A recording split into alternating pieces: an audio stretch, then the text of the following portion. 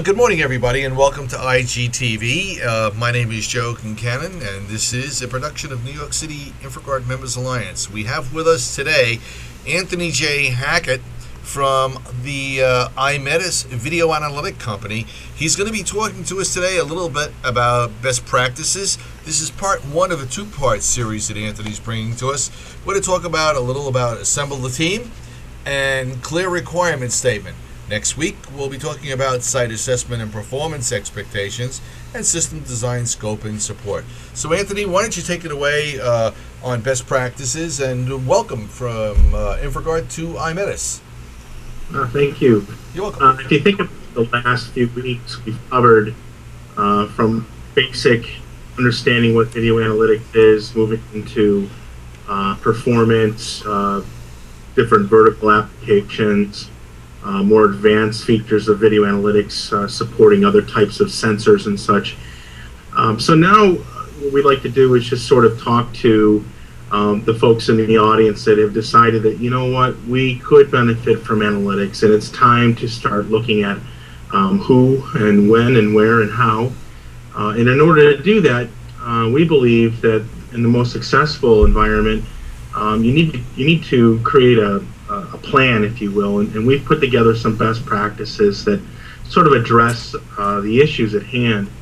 The first thing you have to do is create a team, right? An internal team, and that team can consist of a variety of people depending on who you are. If you're a law enforcement organization, or if you're a retailer, or some type of transit authority, you need to assemble a good team, and it doesn't necessarily mean that we're talking about all law enforcement agents at the table, but a variety of people throughout the organization. In most cases, just about every case I've seen, and it also would include someone from IT. You're going to need a network. You're going to need gigahertz available to you. You're going to need storage available to you.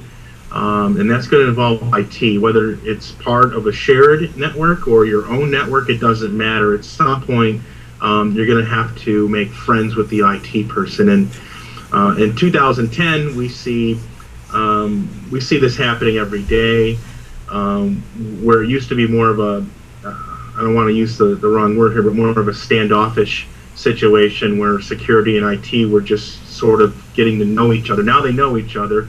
IT certainly understands the impact of video cameras, but what does it mean to have analytics in place? So you assemble a team. You might have operations involved. If you're a retailer, you might have merchandising or marketing people involved. You might have asset protection people involved, loss prevention people. Organize a good team. The next thing is to create a sort of a partnership with your vendors, and this could be either suppliers like Aimetis. It could also include, though, a security integrator that's trusted. And what we advocate is for open and frequent communication. You have to have dialogue. These systems are way too critical, way too important not to understand the impact that they're going to have, and how to optimize your system to get the best bang for your buck, if you will. And part of this vendor partnering, if you will, is knowledge sharing. You know, what do we know about the transit authority, or what do we know about law enforcement that has helped other agencies in the past? And likewise, what's important from the law enforcement perspective in terms of getting what they want out of the analytics? Is it realistic? And these type of meetings would occur on a regularly scheduled basis. It's just not ad hoc. It's every Tuesday at 10 a.m., just like our show here today, or whatever. As long as it's a regularly scheduled type of an event. Sometimes it's very simple. Sometimes it may involve other parties, like a camera manufacturer or hardware manufacturer, or somebody altogether outside of the normal realm, which could mean a lighting contractor, for example. All these things are very important, and are flushed out during the vendor partnering / communication process.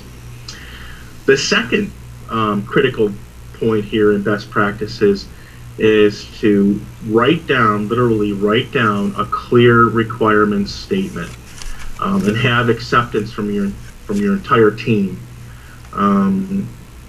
This part is usually overlooked. Usually there's a team, but everyone kind of has their own idea of how things should be. The team should have an agreement on exactly what they want and what they expect. No ifs, ands, or buts about it, especially in this day and age. What could if you think about the things that could be part of this requirement statement, you first want to articulate what your issues are, or what you're looking to achieve with the analytics. We want video analytics to protect a perimeter or notify us and track somebody that's in this particular area, or people count. Until those particulars are on paper, nobody really has a good understanding. They may think they do, but when the system's deployed, it doesn't do exactly what the IT guy thought it was. We always point back to the requirement statement, and that's the Bible that we'll run by, right? Now, everyone's got issues that they want to have solved. Marketing will have their issues, or merchandising, or customer service. Certainly law enforcement or loss prevention, asset protection are going to have their requirements. And we need to prioritize what's most important here. And from there, kind of draft out, your requirements statement, and prioritize each of the objectives in order. Some of them might be easy to get, some of them may not. And that goes to the final point, which is tell us what the desirable state, the final state or acceptance state is going to be. We want to be able to have so many false positives. We want to have 0 false alarms, whatever that might be. We want 50% CPU utilization at any given time, with all analytics running all day long. Knowing that type of information is going to result in A, a better partnership, and B, better use of the product, better acceptance within the organization for the technology, and that's actually very critical. Yeah, and full agreement with you there. It's what we call in InfraGard managing those expectations.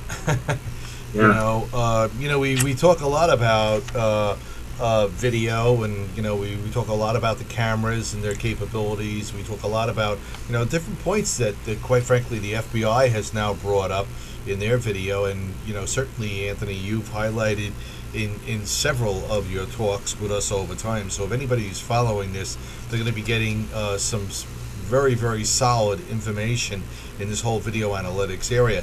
But it's just like anything else. You have this great thought in your head.